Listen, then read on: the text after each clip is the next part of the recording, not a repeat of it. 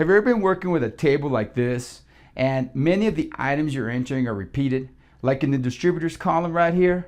The autocomplete works great when you can remember the names of all the items. What happens when you don't know or remember what all the distributors are? You're thinking to yourself, it would be great if Excel would just automatically make me a drop-down menu with a list of items instead of having to keep retyping them. Well, guess what? It does. Let me show you. It's so easy that I better throw in a few bonus shortcuts while we work. And we're going to go mouseless. That's right.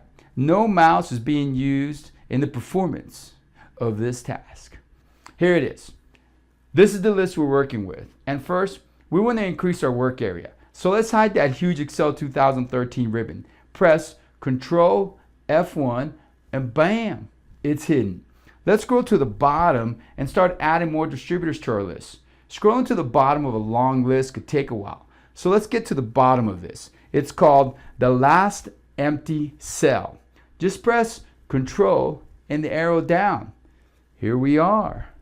Now let's not type the item. Maybe we can't spell it properly anyways. So just do like I always say. When in doubt, right click. Oh, but suddenly your mouse quit working. Can't right click. No worries. Use your application key on your keyboard. There it is. Now select Pick from drop down list. It's been there for quite some time.